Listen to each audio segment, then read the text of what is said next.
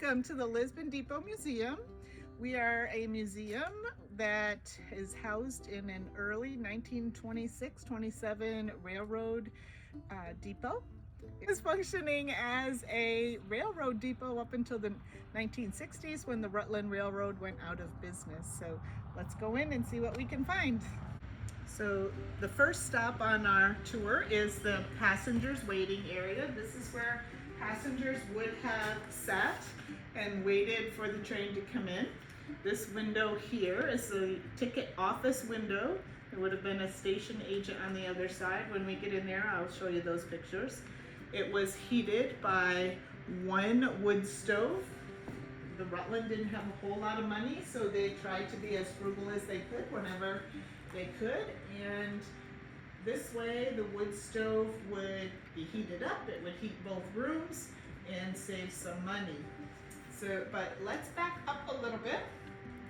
This dress right here is the dress that was worn by Sarah Leslie Dandy, who is Rachel Dandy's grandmother. And many people knew Rachel Dandy as a teacher at the one-room schoolhouses and then at the older school building. And this is a picture, I'm not sure if you can get it or not, of Rachel at a homecoming wearing her grandmother's dress. And then if you look over here, we have scrapbooks and yearbooks and binders that have been put together that people have donated related to people and the school that is in the town of Lisbon. This room tends to be more about the residents and the people. And as you move along, you'll see that the middle room is dedicated a little bit to it, but it tends to be more about the railroad itself. And then in the back is the freight room and some things that might have been brought in or taken out as freight from this depot. So this picture right here is John Boyd. He was born in 1814 and died in 1878. He was born in Lisbon. He was a private in the 169th New York Volunteer Infantry, Company F, and he is the great-great-grandfather of Ronald Day. And some of these scrapbooks have other people with information like this related to them in them. This is Rachel Dandy's school bell. She would call the kids to the one-room schoolhouse by ringing that bell, and the kids knew it was time to come in from playing and it was time to get to schoolwork. So this is a schoolhouse desk that would have been in one of the district schoolhouses. This one was from a schoolhouse at the corner of the Keystone Road and the Hanlon Road, and Robert and Howard Green gave us that, but two students would have sat here, and then the desk part is back here. And the inkwell was here, which a lot of boys like to dip the girls' braids in that were sitting in front of them. They would quietly lift up the braid and put it in the ink when the young girl wasn't even aware that they were doing it. And then, of course, there would be another desk with seats in front of that one. So this little desk would have been a lot more modern. It would have been probably around the 1950s in a school, maybe the red brick school, I'm not really sure, but it's just a little child's school desk. And then we have the barrel, which typically has a checkerboard on top of it because the whole vision is that somebody would be playing checkers on the barrel in the old country store. This clock needs a lot of TLC. It was donated by Skip and Debbie Putney. It was in their house, but Mr. Sanderson had it before that. But this desk actually came out of, this clock actually came out of the Lisbon Center House, which was built across the road for housing the workers that built the railroad. And this is the original one from the mid-1800s. And we need to get it fixed up a little bit. Its pendulum doesn't hang on there anymore. It needs a new piece. And this piece actually goes down here. But I think it looks really good right here for right now. And the pendulum, we will get it fixed and hopefully get it to a point where maybe we could get it actually to work, but that's the original clock from the Lisbon Center House. Our museum has been placed on the National Register of Historic Places. It's from the United States Department of Interior, and the William Pomeroy Foundation gave us this plaque. It was placed on the National Register in 2000. So that's kind of a nice thing that we like. It's very heavy, it's made of brass. So it's got to go on the wall, possibly outside. We're still waiting to see where we're going to actually fit that in. So we'll move into the ticket agent's office. This would have had a door here to keep all the hooligans from Lisbon from coming back here where the money and some freight was stored. So come on in.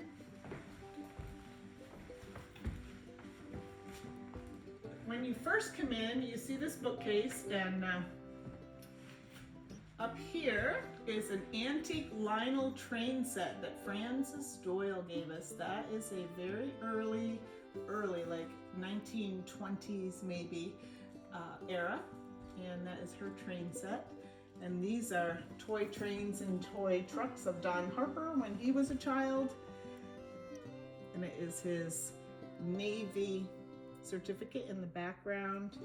We have other memorabilia from Lisbon area. There's a school jacket, another train set. These 3 jackets came in this summer. They are from Lloyd Gary's racing team. He was car C38. I don't know if you can see that or not. And George Armstrong was one of his crew members that helped him with the racing, and Arnie Logan also helped him with the racing and the race car, and they raced C38. I don't know a whole lot about it, and I'm hoping to get more information about it. So if you have information on Lloyd Gary, in this picture, it's Buck Holliday from Waddington who drove for Lloyd Gary. And Buck Holliday is in the Race Car Hall of Fame in Weedsport, New York. And Bill Wimble is that race up there. He drove race cars also, and he wrote the book I'll Never Be Last Again, and he is also in the Race Car Hall of Fame. So that little section of our display is kind of about racing, and I hope to make that a little bit bigger and maybe elaborate more on it. So we're still looking for some more information on that. Ed Alfonson was a professor, and he sat on our board for quite a few years and was a train fanatic, if we want to use the word fanatic, but he loved trains and electric trains. Before TV and video games, every kid wanted an electric train. And these trains are from the 30s and 40s, and Ed gave them to us. So we appreciate donations such as that we can show people how things were from a while ago. Walter Smith tends to take care of this room for us because he's the train expert. I just banter things about that he tells me, and I probably get them wrong every time. But there are some pictures here of the Rutland, the New York Central, milk trains, all sorts of things would have come in on the train, including houses and cars. We have about 4 houses in Lisbon that are from either the Montgomery Ward catalog or the Sears and Roebuck catalog, and they came in on the train. And since this is the middle, almost end of October, next month makes me think of Thanksgiving and Turkey Day, and a lot of turkeys were sent out to cities such as New York City, Boston, and even Rochester, Syracuse, but they went out to bigger cities for Thanksgiving and Christmas dinners. And Thanksgiving always makes me think of that because it would be late October, early November when Turkey Day would happen, and it would happen often right here, and they could just crate them up when it was early, before the refrigerator car. They would just send them out live to be butchered when they were in the city, and after the invention of the railroad car, the farmers or their wives would dress them and get them ready for sale and bring them here, and they would be shipped out in refrigerator cars. And Irene Armstrong used to sit on our committee and board too, and she would tell us about, she was a little girl, she'd have to pluck the chickens and the turkeys, and every now and then when they were ready to go, they'd come bring them down here, and she would sneak a note into the carcass. And a couple times she's gotten letters back from people that have received the turkeys from their farm. Jane Brown also talks about her grandmother doing a similar thing. So Turkey Day was pretty big business in Lisbon. There's our stove again. And then we come to this part. This is the ticket agent's window.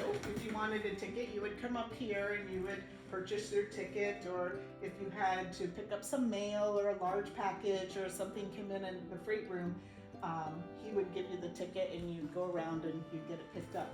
And our very last ticket agent was Milk King. His picture is up there. And we named this room the Milk King Ticket Agent in honor of him. This is his station agent or ticket agent's hat and his business card. I guess it's called his station master's hat. This is why we let Walter do this part of the tour, because I always mess it up. But he served on many of the stations on the line, including Altona, Champlain, Norwood, and Winthrop, but we like to call them our own. So this is in honor of him. And when we bring the children down, this is where the money was kept, and it really is locked. But if you reach your hand in here, there's a secret code and you can open it, but we always try to see if we can get any of the children to. And some adults can't quite get it open, but we never tell the secret. So, and then over here is the window, which it's kind of fun to stand here when you know the train is coming and you can hear it coming, and then it comes along and it kind of rumbles. So it's kind of fun to be in here on this part, but all the things here are related to the Rutland and trains and various things that they would have used, from the telegraph to the typewriter to the telephone. And before either of those, if they wanted to get a message to someone that was on the train or wanted to get a message to the conductor, they would stand out there next to the railroad track and hold it up when the train came, and they would reach out and grab it, take the note off. If they had a response right away, they would clip it back on and throw it on the ground and keep on going. The train never stopped. If they didn't have a message, of course, they would just throw that back. But that's a message hoop, and it's kind of interesting. That's one of my favorite things here. So that's some of the things that we have here. Obviously, a lot of the lighting, the lanterns. This right here is full of buttons and badges and pieces and keys and whatnot from the Rutland Railroad. It was donated to us, and it lights up, but we don't have it lit up today because the sun is shining on it. Then we'll head into the freight room, but in this little office right here, freight would have been kept, but we've kind of sort of modernized everything, and on the left is the bathroom and on the right is a storage closet. So as you come through here, there's a couple things to see. We have a flax wheel that was donated by Mildred Gilmore. And this is a carpet that she wove on that, made out of flax. So it's a rug or a carpet, they called it in those days. And some other clothing and things that people have donated to us. So watch your step. So this is our freight room. It's very large. This is where freight would have been stored. On your right, you can see the door and the deck. The train would have pulled up there, unloaded its freight, would have come into the building and stored. And then when the customer came, they would have pulled up on the left and picked up their freight and gone on their way that way. door would have been closed, the ticket, and probably locked. Maybe if there was people coming back and forth, maybe not locked every day, but for the most part. And there's a lot of things to be seen in here. Everything was donated by people from Lisbon and the Lisbon area. We appreciate everything that people either loan us or donate to us, give to us. And I'll just pick out a couple things, and then I invite you to come down and visit us on a regular season opening, and we can show you more and explain in more detail if that's an interest to you. So one of the very first things that people always ask me about is, what is this? And it's a big square contraption with some sort of a belt on it and hinges, and excuse me, there's a big handle here and another turn here. And I always say, if you can tell me what this is without any more hints than that, you get free admission to our museum for a year. And so I'm not sure whether I should tell you what it is or when you come down, let you know to build interest. This door does come down. Don't peek in there. Don't peek in too far. And this will open up all the way, but I don't want to open up the whole thing. But something was put in there, wheels were turned, and in 1913 this was cutting edge, and it saved farmers, I'll give you that hint, an awful lot of time. So if you can tell me what that is, I will give you free admission to the museum for a year. These are a couple things that I wanted to show you. Both of these quilts, this one on top in particular, is made from feed sacks. Somebody got feed and saved their feed sacks and probably used them for dish towels and dishcloths, and then when they got a little torn or ragged, they made them into a quilt, which was, often the case in the 30s, maybe 40s, and they both were, and these were just quilts that were given to us, and I really like to display them so you can see that they're made from feed sacks. Of course, things were shipped out on the train in trunks. A lot of the guys went into the military. Their trunk would have been put on the train, and they would have boarded the train to go wherever they were headed for their deployment.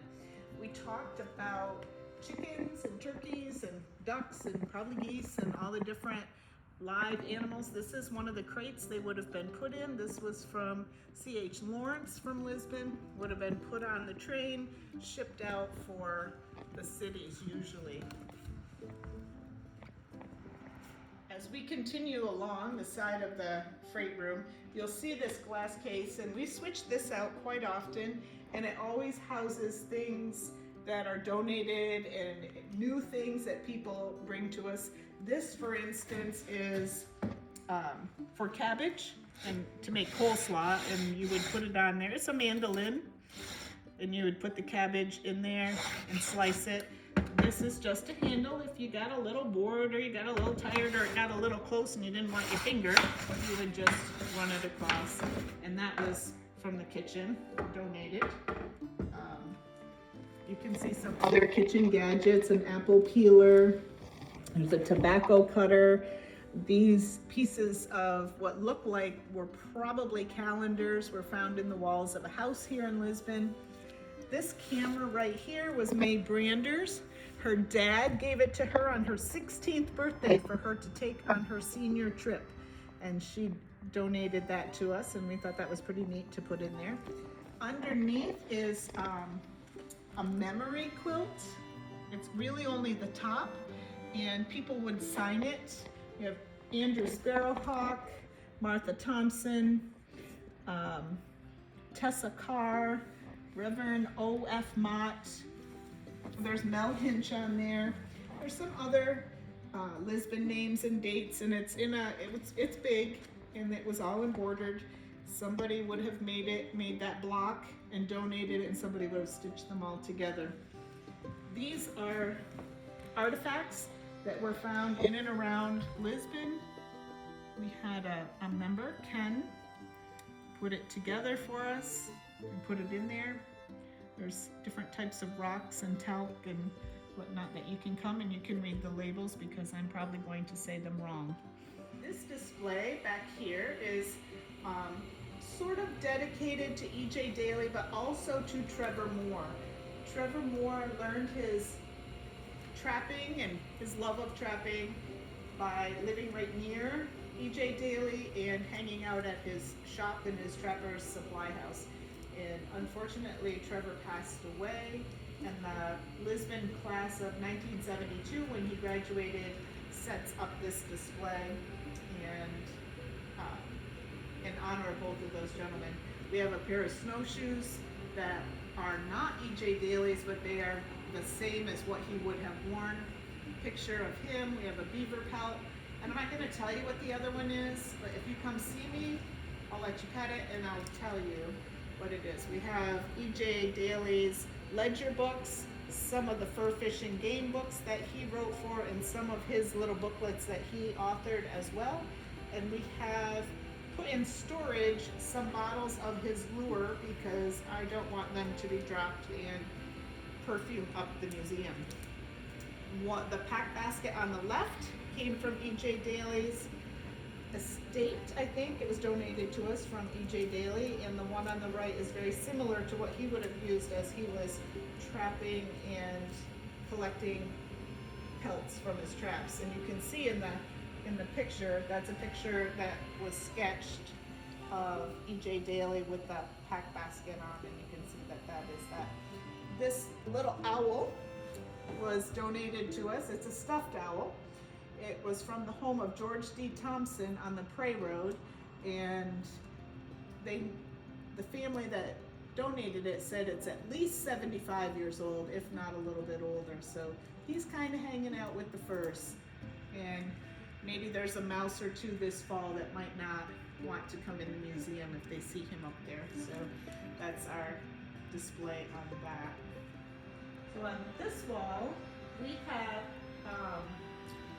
the mailboxes that came out of the post office, and of course you have your number, but the combinations are A, B, C, D, E, F, G, H, I, J. So you didn't have a combination in a number, you had to remember the letters and then open your box. This is from the old post office on Main Street. So the building isn't even there any longer. And this is the first mail bag that the Lisbon post office had. The Lisbon post office actually started in Red Mills, because where we are here was called Lisbon Center. So this is actually out from Red Mills post office, and so would this have been. So these are really, really old, prior to 1858. This little section, I like to say, is dedicated to the hardworking women of Lisbon. Mostly women, but we know it was pretty much women. This right here, a lot of people tell me it's a plunger. And it's very similar to a plunger.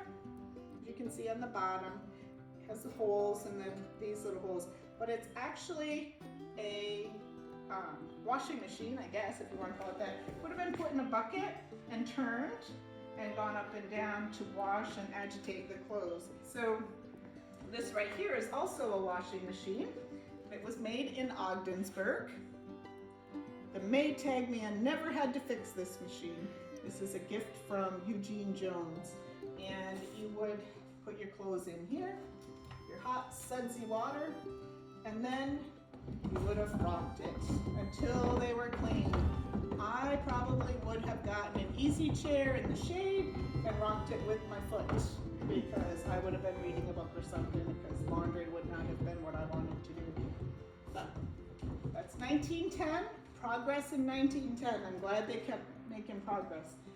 This right here, with the bucket, there would have been a bucket on the back. We're looking for a square wash tub. If anybody knows of one and would like to donate it, we would love to have it. This is called, according to Walter, this is called an Armstrong washing machine. The set tubs were placed at each end, one to wash, one to rinse.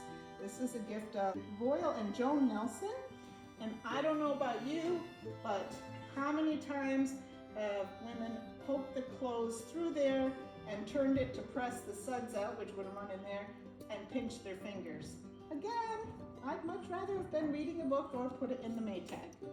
So as we continue along the outer edges of the museum, we come to this. This was donated by May and Wendell Brander. It was in the barn, and we didn't really know what it was. It had a handle and a big square box, and the cover comes off, but that's all we knew about it. So I got digging around at patents. I found on there that it had a patent number. So I went online, and it has two different names, but the United States Patent Office calls it an improvement in a churn or a fruit press. And it was invented and patented by Nathaniel B. Brown of Antwerp, New York in 1878. So we really appreciate that being in our museum because of local history. I love to tie the pieces here to a family or to local history, and we consider Antwerp to be local history. And thank you to May and her family for donating that to us. The other thing that we show the children a lot, they tend to find it a little more amusing than some of the adults maybe. And I always say, thank goodness that progress moved on, because the poor cow that had to be milked with these things, because they're very, very hard, would not have been fun. But this is a milking machine, and the pail would have been put on here, leaned against here, and then these would have been put on the cow. This is a pretty good one, because you could hook up two. You'd put it between the cow. One would be on one side and one would be on the other, and the seat's way too far back, but I'll show you just a little bit of how it kind of sort of works. So you would sit here, put your feet here, hold on to here, and of course you'd have another tube for this cow, and this would be on that cow, and then you would just build up the pressure to milk the cow by doing that. And my feet don't quite work, but I'm pretty sure you'd have nice strong calves by the time you were done doing this. So that is a milking machine. So for the last thing I'm going to tell you on this little bit of a tour, this shells corn. And I always tell all the moms and dads, please keep your children's fingers out of here, because they like to come in and spin the wheel. And you could spin the wheel, but you're supposed to crank it like this. And then, of course, I don't want their fingers in here, but you would put an ear of corn in here in the fall when it's dried, put it in here, turn this handle, and the grooves in there and in here, you can probably see the grooves, maybe not, would take the kernels off. And so you'd have a bucket down here, the kernels would come out here, and it would save you a lot of time shelling corn, but that's what that is. So it's a corn sheller. So as you can see, we have lots of other things hanging on the walls, suspended from the ceiling, setting on the floor, lots of things that you can still come and see, just giving you a quick overview in hopes that it will pique your interest into coming and visiting us and asking lots of questions. And again, if you can tell me what this model 1913 is, we will give you a free year's admission. Thank you. Hope to see you soon.